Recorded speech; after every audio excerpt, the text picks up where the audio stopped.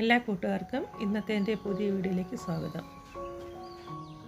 ഇന്നത്തെ എൻ്റെ റെസിപ്പി പവിഴപ്പാൽ പായസം, നെൽപ്പായസം എന്ന് പറയും, പാൽവാഴയ്ക്ക എന്ന് പറയും. അങ്ങനെ ഓരോ സ്ഥലങ്ങളിൽ ഓരോ പേരായിട്ടാണ് പറയുന്നത്. ഇതിനാവശ്യമായി 1/2 കപ്പ് ചവ്വരി അരമണിക്കൂർ വെള്ളത്തിലിട്ട് കുതിർത്തെടുക്കുക. 2 ടീസ്പൂൺ നെയ്യ് ഒഴിക്കുക. കുതിർത്ത ചവ്വരി അരിച്ച് എടുത്ത് ഇതിലേക്കിട്ട് ഒന്ന് ഫ്രൈ ആക്കുക. ജസ്റ്റ് ഒന്ന് ഇളക്കിയാൽ മതി. ഇങ്ങനെ ചെയ്യുന്നത് ചവ്വരി കട്ട കെട്ടാതിരിക്കാൻ വേണ്ടിയിട്ടാണ്. ഇതിലേക്ക് വേവിക്കാൻ ആവശ്യമായ വെള്ളം ഒഴിച്ചു കൊടുക്കുക. ഞാനിതിലേക്ക് 1/2 ലിറ്റർ വെള്ളം ഒഴിക്കുന്നുണ്ട്. കൈയെടുക്കാതെ ഇളക്കി കൊടുക്കണം, ചവ്വരി കട്ട കെട്ടിപ്പോവും. ചവ്വരി അരമണിക്കൂർ വെള്ളത്തിൽ കുതിർത്തിട്ട് വേവിച്ചാൽ പെട്ടെന്ന് വെന്ത് കിട്ടും. അതിന് വേണ്ടിയാണ് അരമണിക്കൂർ വെള്ളത്തിൽ കുതിർത്തുന്നത്. ഈ ചാനൽ ആദ്യമായി കാണുന്ന എല്ലാ കൂട്ടുകാരും ചാനലൊന്ന് സബ്സ്ക്രൈബ് ചെയ്ത് കൂട്ടാക്കാൻ മറക്കല്ലേ. ഇനി ഇതിലേക്ക് ചതച്ച് വെച്ചിട്ടുള്ള 5 ഏലക്ക ചേർത്ത് കൊടുക്കുക. പൊടിക്കണ്ട, ചതച്ചാൽ മാത്രം മതി. മധുരം ബാലൻസ് ചെയ്യാൻ വേണ്ടിയിട്ട് 2 പിഞ്ച് ഉപ്പ് ചേർക്കുക. ഈ ഒരു പരുവമാകുമ്പോൾ അടുപ്പിൽ നിന്ന് മാറ്റി 30 മിനിറ്റ് റെസ്റ്റ് ചെയ്യാൻ വയ്ക്കുക, മൂടി വയ്ക്കുക.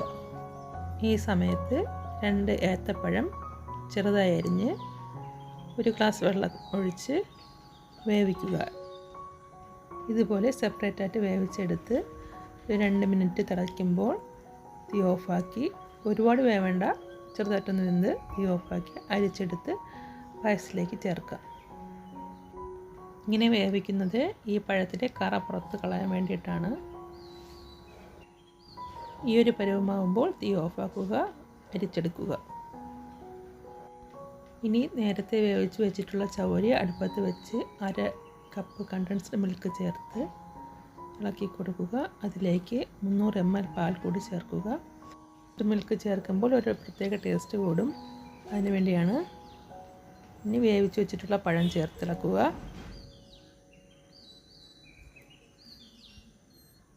ഇതിലേക്ക് മധുരത്തിന് ആവശ്യമായി ഞാൻ 1/2 കപ്പ് പഞ്ചസാര ചേർക്കുന്നുണ്ട്. നിങ്ങളുടെ മധുരത്തിനനുസരിച്ച് ചേർക്കുക.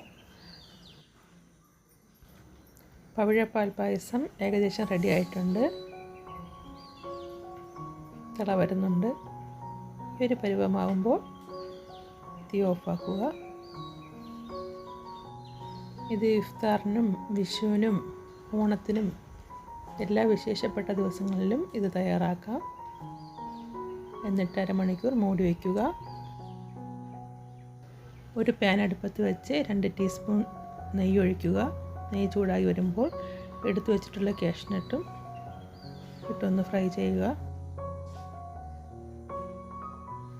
ലൈറ്റ് ബ്രൗൺ നിറമാകുമ്പോൾ എടുത്തു വെച്ചിട്ടുള്ള കിസ്മിസ് ചേർത്ത് കൊടുക്കുക. ചെറുതായിട്ടൊന്ന് ഫ്രൈ ആകുമ്പോൾ എടുത്തു വെച്ചിട്ടുള്ള, വേണമെങ്കിൽ ചേർത്താൽ മതി, ആൽമണ്ട് അരിഞ്ഞതോടെ ചേർത്ത് ഫ്രൈ ചെയ്തെടുക്കുക. ഇപ്പോൾ അരമണിക്കൂർ കഴിഞ്ഞിട്ടുണ്ട്. ഫ്രൈ ചെയ്തെടുത്ത നട്ട്സ് അതിനകത്ത് ചേർത്ത് കൊടുക്കുക. ഇനി വേറൊരു പാത്രത്തിലേക്ക് മാറ്റി കൊടുക്കാം. എന്തായാലും നിങ്ങൾക്ക് ഇഷ്ടപ്പെടും. ഒന്ന് ട്രൈ ചെയ്ത് നോക്കി നിങ്ങളുടെ അഭിപ്രായങ്ങളും നിർദ്ദേശങ്ങളും എന്നെ അറിയിക്കുക. നല്ലൊരു അടിപൊളി ഇഫ്താറും വിഷുവിനും എല്ലാത്തിനും ഉണ്ടാക്കാൻ പറ്റിയ ഒരു പായസമാണ്. ഞാനിടുന്ന വീഡിയോ ഒക്കെ നിങ്ങൾക്ക് ഇഷ്ടമായെങ്കിൽ ദയവായി മറക്കാതെ ഒന്ന് സബ്സ്ക്രൈബ് ചെയ്ത് സപ്പോർട്ട് ചെയ്യണേ. ഇന്നത്തെ എൻ്റെ റെസിപ്പി എല്ലാവർക്കും ഇഷ്ടമായെന്ന് വിചാരിക്കുന്നു. നിങ്ങളുടെ അഭിപ്രായങ്ങളും നിർദ്ദേശങ്ങളും എന്നെ കമൻറ്റായി അറിയിക്കുക. ഇതിലും നല്ലൊരു റെസിപ്പിയുമായി അടുത്ത ദിവസം കണ്ടുമുട്ടാം എന്ന പ്രതീക്ഷയിൽ. Bye from Dippu Sumi's.